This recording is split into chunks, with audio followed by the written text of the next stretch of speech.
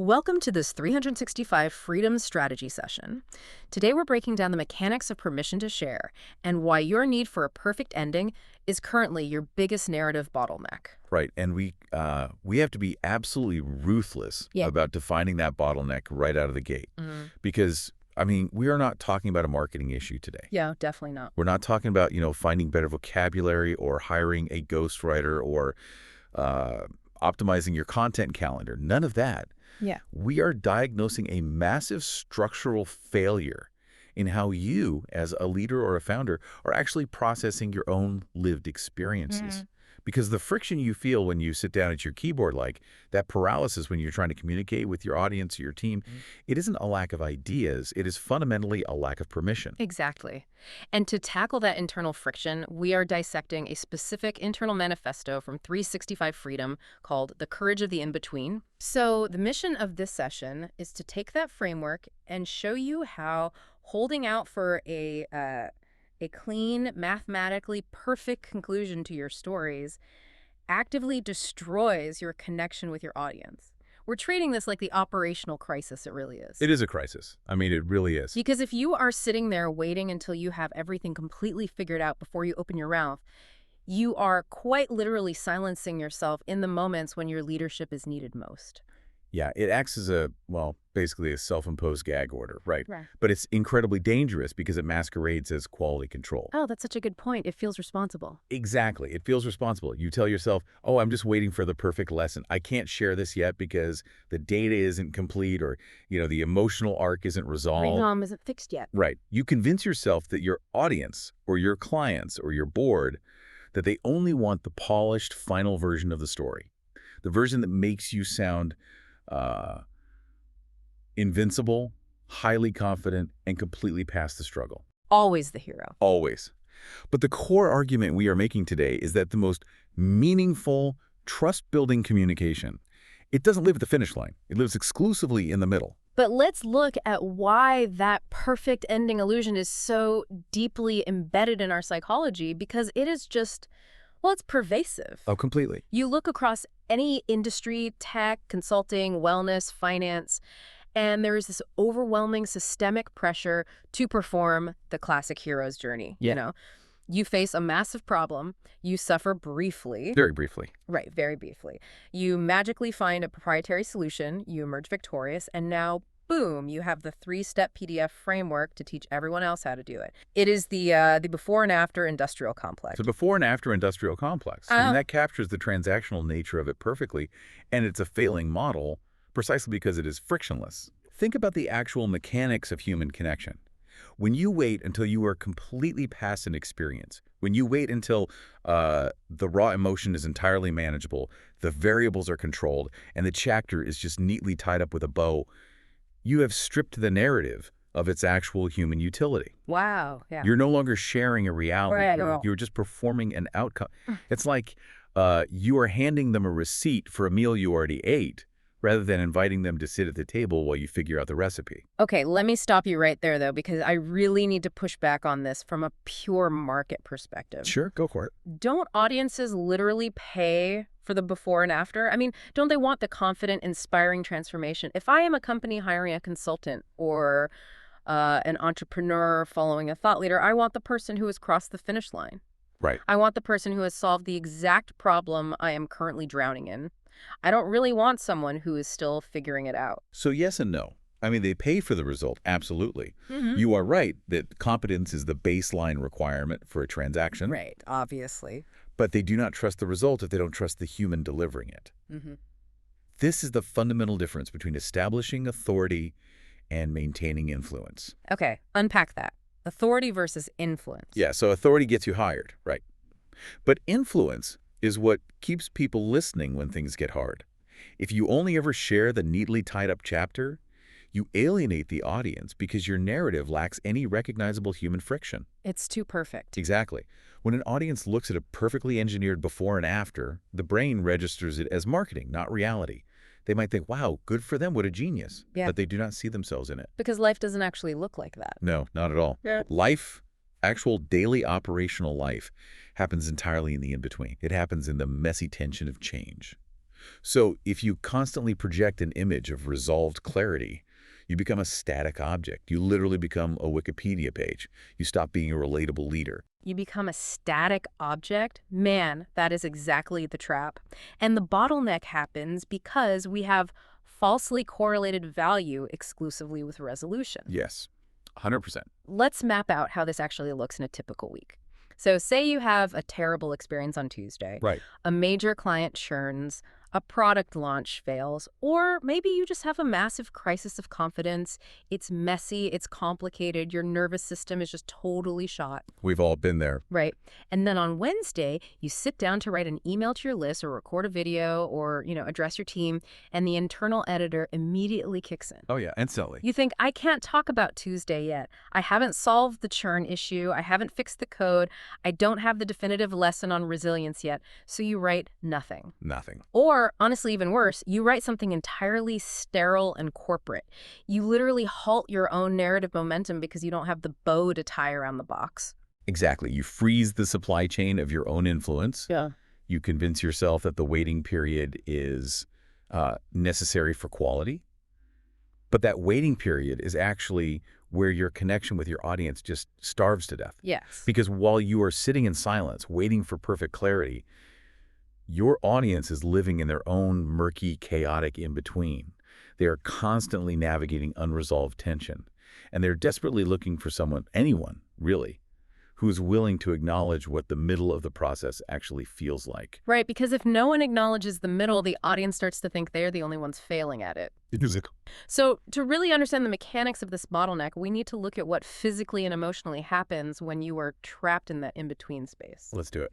The 365 Freedom Manifesto anchors this concept with a really highly specific microstory. Let's break down the mechanics of this scene because it perfectly illustrates the exact tension every single leader faces.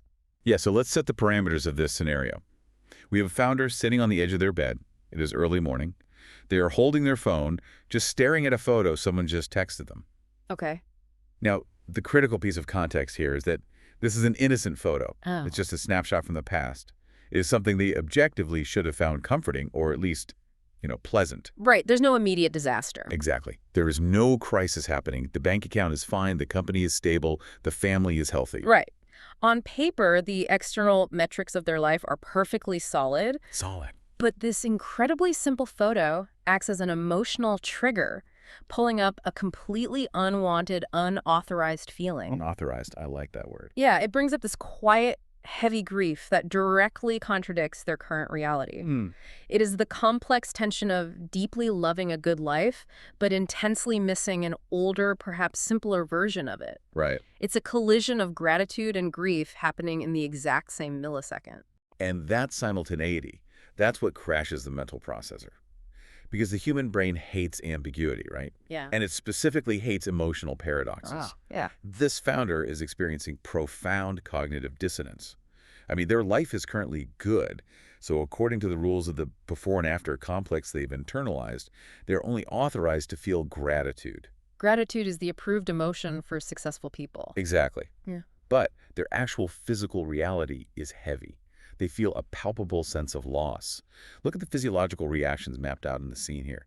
A tightened throat, a heavy chest, staring blankly at the sunlight hitting the bedroom wall. Wow. And the overarching sensation is guilt. They feel actively guilty for feeling sad when they have no logical right to be.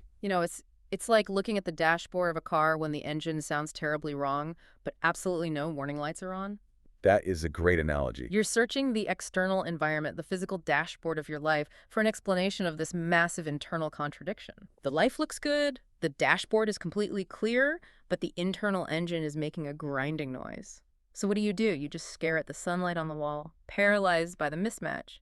You can't trust the machine, but you can't point to what's broken either. Exactly. And because there is no flashing check engine light, because there is no external crisis to justify the grinding noise, you start convincing yourself the noise is just a personal failure. You blame yourself. You internalize the blame. You think, well, the machine is fine, I must be broken. And when that happens, the internal editor violently takes over. Yeah. What does the founder's internal monologue immediately start screaming? Let me guess. I should be past this. I should Oh. be stronger than this. I am a leader. I shouldn't be sitting on my bed crying over an old photo. Nobody wants to hear this. Nobody wants to hear this. Wow, that is the kill switch. It is the kill switch. Yeah, that is the exact moment narrative performance tries to assassinate genuine storytelling. The founder experiences a profoundly human moment, complex, messy, totally unresolved, and immediately invalidates it because it doesn't fit the template of the confident, fully optimized executive. Yep. And the underlying assumption driving that kill switch is people rely on me for inspiration. People want clarity from me. Right. Therefore, this messy middle state is not just inconvenient, it is actively invalid for public consumption. But we have to ruthlessly analyze that lie. Okay, let's do it. Nobody wants to hear this. Is not an objective market analysis. It is a protective mechanism. It is your brain throwing up a massive firewall to prevent you from having to navigate the risk of exposure. It's an incredibly sophisticated excuse, isn't it? Very. Because it frames the suppression of the truth as an act of noble service to the audience. Exactly. I'm doing this for them. Right. You tell yourself, oh, I'm just saving my team from my lack of clarity. I'm protecting my client's experience by only giving them inspiration and strength. I am being a good leader by hiding my grief. But it's a complete fabrication. Total fabrication. It is masking a much deeper, far more strategic issue. And this brings us to the actual root cause. Because when this founder finally stopped spinning and analyzed what was actually stopping them from sharing the reality of that morning, they had a breakthrough. Yes. They realized what they were actually terrified of. And it wasn't what they initially thought at all.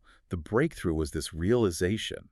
It was not judgment. It was visibility. Wow. That distinction right there is the pivot point of this entire strategy session. It really is. It was not judgment, it was visibility.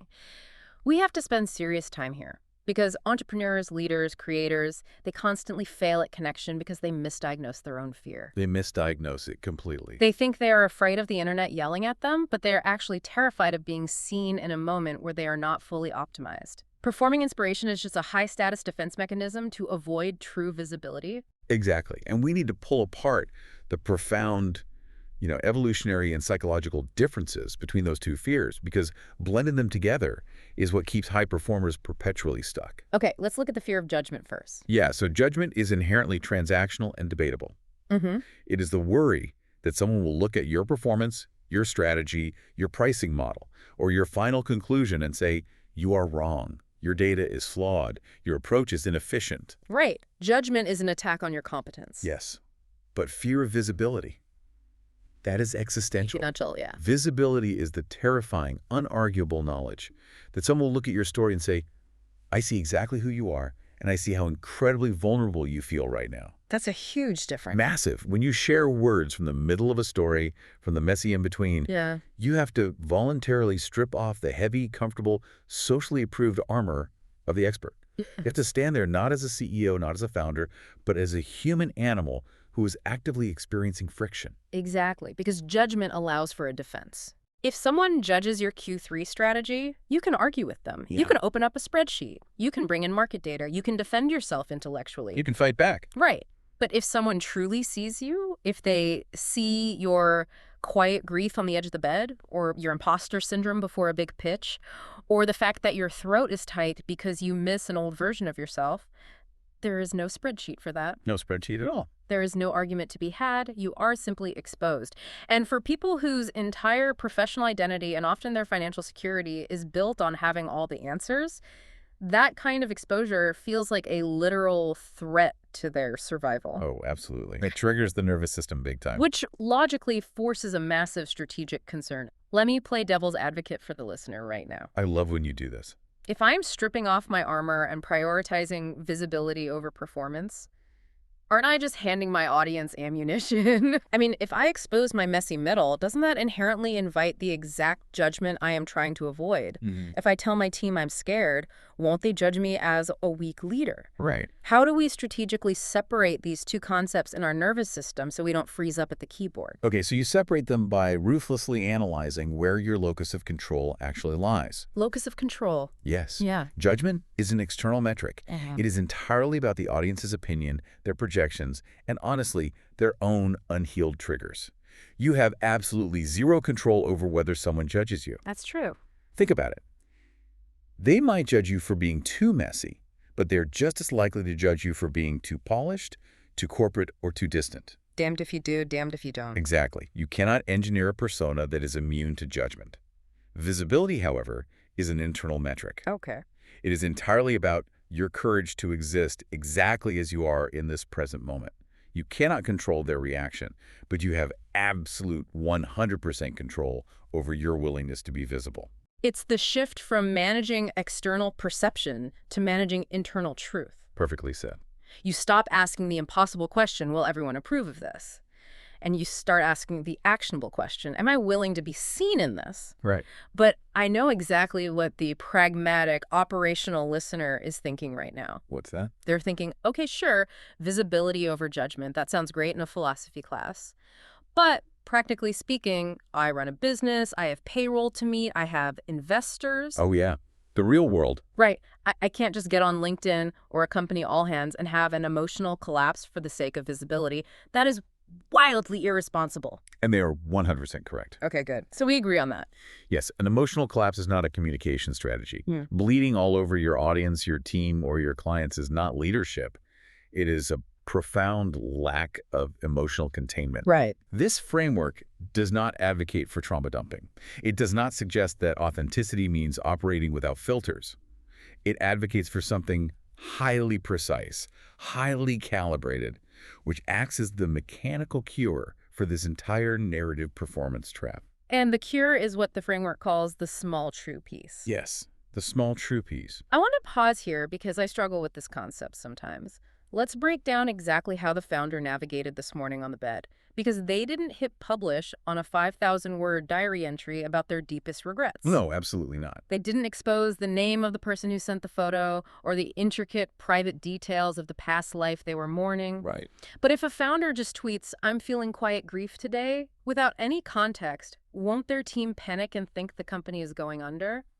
How is the small true piece not just vague booking or manipulating the audience? Okay, that is the critical nuance we need to unpack. The small true piece is not vague booking because it is not designed to elicit pity or demand that the audience solve your problem. Vague booking is a cry for attention, right? The small true piece is an offering of solidarity. Oh, that's a good distinction. Let's look at the mechanical action the founder took here. They extracted the universal emotional core from the highly specific logistical details. They didn't write about the photo or the bedroom or the specific relationship. They left the logistics out entirely. Exactly. They just named the underlying emotional paradox. They wrote, sometimes you can be grateful and still feel a quiet grief for what you lost. That is the small true piece. Ah, I see. It's brilliant in its economy. It really is. Sometimes you can be grateful and still feel a quiet grief for what you lost. It completely relieves the immense, crushing pressure of needing a perfect ending because it doesn't promise a solution at all. No. It is simply a statement of current condition. It is a status update on human reality. Permission, in this context, is just a decision to be human. It's not a reward you finally earn for becoming perfectly resolved. It is the immediate, real-time shift from asking your ego, is this impressive enough, to asking your gut, is this true enough? Precisely. And let's analyze the neurological and sociological reaction to that shift. Look at how the audience responded in this specific case study. Right. What happened? It wasn't chaos. The stock price didn't tank. People didn't question the founder's competence or demand their resignation. The response was immediate, incredibly gentle, and deeply unifying. People simply replied, yes, that's real. I feel that too. I feel that too. Yeah. We have to ask why that happened. Why didn't the audience demand the whole backstory? Why didn't human curiosity compel them to ask, wait, who sent the photo? What did you lose? Because truth creates connection, not the intricate details of the drama. The audience doesn't actually need the logistical data of your life to feel connected to you. They just need the emotional resonance. When you distill an incredibly complex experience down to its small true piece, you make it universal. You make it about them, too. Right. One single, honest sentence is enough to turn an incredibly private, profoundly isolating experience into a shared communal moment.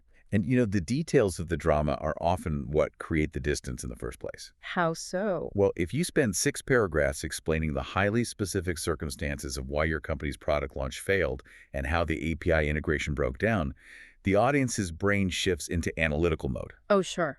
They start troubleshooting. Right. They think, well, my API didn't break, so I can't relate to this. Or worse, they shift into judgment mode and try to solve it for you. Yeah. Have you tried this software? Which completely misses the point of the connection. Exactly. But when you strip away the API scenario and just present the emotional reality, the crushing weight of disappointing a team you care about, everyone has a filing cabinet in their brain for that exact feeling. Yeah, everyone knows that feeling. You have given them an emotional entry point without demanding they understand your logistics. Let me give you an analogy for this because I think it really helps visualize the mechanics. Okay, let's hear it. You don't need to dismantle the entire engine block of your car to let the steam out when it's overheating. No, you don't. You just open the structural pressure valve. That one sentence, the small true piece, lets the intense truth out of your system without requiring you to bleed out all over the internet. That's it. It honors the reality of the in-between without compromising your professional stability. That is exactly the mechanism. It is a controlled release. Yeah. And the beauty of that pressure valve is that it is entirely under your control. Which is huge for leaders. It's massive, which directly addresses the pragmatic fear we brought up earlier about emotional collapse and boundaries. Right. You do not have to share everything. Right. You do not have to share the rawest, most unprocessed parts of your trauma. You just give yourself permission to name what is undeniably true in the moment. Okay, but hold on. I have to push back on the mechanics here. Okay, hit me. If we are intentionally keeping 90% of the details back and only strategically sharing this one small true piece, aren't we technically still hiding? Well, How is this highly curated single sentence any different from the narrative bottleneck we discussed at the very beginning? If I have a massive, messy story and I purposely only give you one sanitized sentence of it, isn't that just a more sophisticated form of narrative performance? oh, that is the exact trap most leaders fall into when trying to be vulnerable, and the distinction here must be razor sharp. Okay, slice it up for me. The difference lies entirely in the internal driver. Hiding is driven by the fear of being seen. It is a panic reaction based on a total lack of permission. Shrinking back. Right. But holding something back intentionally is driven by groundedness. It is an exercise in sovereign boundaries. One is a fear-based reaction where you are shrinking. The other is a strategic choice where you are standing firm. Okay, so we have to really dive into the actual mechanics of boundaries here. The difference between what is sacred and what is simply hidden. Yes. Because the manifesto argues something quite counterintuitive. It says that giving yourself permission to share is actually the process that teaches you what your boundaries are. It's a feedback loop. Yeah. It says the more you give yourself permission, the more you learn where your edges actually are. Yes. Think about how this plays out in practice. When you are operating from a place of hiding, when you lack permission, you suppress the entire narrative because one single aspect of it feels too tender or unresolved. Right, throw the baby out with the bathwater. Exactly. You say, I can't talk about the business pivoting because I'm still too angry at my co-founder. Oh, I've heard that one. Right. But when you operate from a baseline of permission, you begin to actively feel where your boundaries lie. You stop hiding your entire life. You learn to dissect the experience, choosing what to share with intention, and consciously deciding what you want to hold sacred. Sacred. I love the weight of that word in this specific context. It's powerful, isn't it? Let's really define it. Because if something is hidden, it's almost always because there's shame attached to it or a paralyzing fear of that judgment we analyzed earlier. Right. It feels heavy. Heavy and restrictive. Yeah. But if something is sacred, it means it is inherently valuable. It means it belongs entirely to you, and it absolutely does not require public consumption, likes, or team validation to make it real. Exactly. You aren't keeping it offline because you are terrified. You are keeping it offline because it is yours. Precisely. And let's be clear. Boundaries are not the enemy of effective storytelling. They are the exact structural framework that makes storytelling sustainable over a decades-long career. Without boundaries, you burn out. Exactly. There is a fundamental functional difference between telling the truth and telling every single detail. You can tell the absolute truth about feeling the intense friction of outgrowing a previous version of yourself without divulging the proprietary details of your board meeting or, the private tearful conversations you had with your spouse at 2 a.m. So permission isn't a blank check for oversharing. No, never. It is a highly calibrated instrument. Let's walk through the internal mental checklist of calibrating that instrument. You are sitting at your desk. You have this messy in-between experience buzzing in your head. First, you scan the narrative. Right, you assess it. You identify the parts that are sacred, the names, the private conflicts, the unhealed wounds, and you consciously, deliberately place those behind a boundary. You protect them. You keep them safe. Then, from the emotional residue that remains, you search for the small true piece. You look for the one honest sentence that captures the universal reality of the moment. And that, and only that, is what you share. That is the exact operational procedure. And look at what that does for you. It allows you to maintain your authority, actively protect your privacy and your team, and still completely bypass the narrative bottleneck that is stalling your connection with your audience. It's a win-win-win. It is. Yeah. And think about what this does for your leadership capital. It proves that you are a reliable narrator of your own experience. Which is everything. Yes. Yeah. Because if you only ever share victories and perfectly resolved case studies, you become an unreliable narrator. Totally. Because every single person in your audience knows that real life is not a continuous, unbroken string of victories. And if you pretend it is, they stop trusting your reality. Instantly. Which brings us perfectly to the actual execution of this entire framework.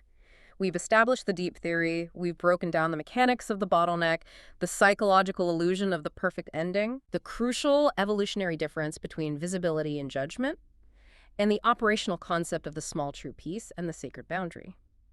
Now, we need to transition into the implementation protocol, the direct 365 freedom strategy for the listener to execute right now. Yes, let's make this highly actionable. If you are currently feeling stuck in your content creation, your internal team communication, or your overall leadership messaging, we are definitively diagnosing this as a permission problem, not a content problem. Absolutely. You do not need to go read another book on copywriting formulas. Please don't. Right. You do not need a new content pillar strategy. You need to execute a very specific physical exercise designed to short-circuit your internal editor. The manifesto provides a clear step-by-step directive for this. Sure. Let's walk the listener through executing this strategy right now. Let's do it. First, you have to realize that permission is a proactive choice that starts entirely with you, not with your audience. You cannot wait for your board, your followers, or your spouts to tap you on the shoulder and say, hey, it's okay if you're feeling messy today. They won't do it. No, they won't. You have to authorize the reality yourself. Step 1 of the protocol. Think of one specific story, one recent experience that you have been actively holding back. Okay. One moment that still physically lives in your body as tension. It's that experience you keep privately revisiting when you're driving or in the shower, but every time you sit down to write an email or a post about it, the internal editor violently shuts it down and demands a polished lesson instead. We all have at least one of those. We all do. Now, run that specific story through the boundary filter we just built. Be brutally honest with yourself. Why haven't you shared it? This is the hard part. It is. Is it because the details are truly genuinely sacred and you are acting from a place of grounded intention to protect them? Or is it because you simply do not feel allowed to be seen in the middle of the mess?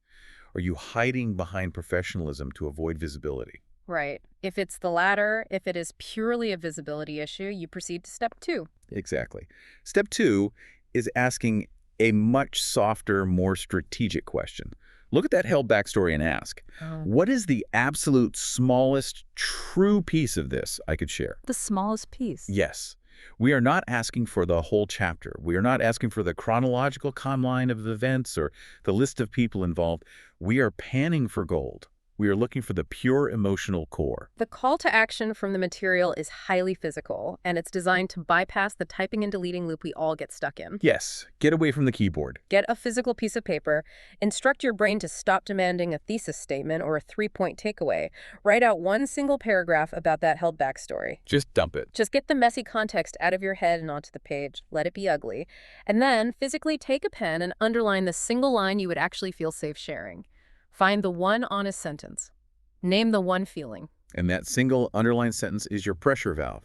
It is your immediate entry point back into genuine, unforced connection with your audience. It is the tangible proof that you do not need a perfect ending to provide immense value. It's incredibly liberating. It is. By identifying and potentially sharing that one line, you are proving to your own nervous system that the truth can exist safely in the world without the heavy armor of a neatly packaged lesson. And I want to leave you with a final concept to mull over as you run this protocol. It builds on everything we've dissected today about leadership and connection. Yeah, let's hear it.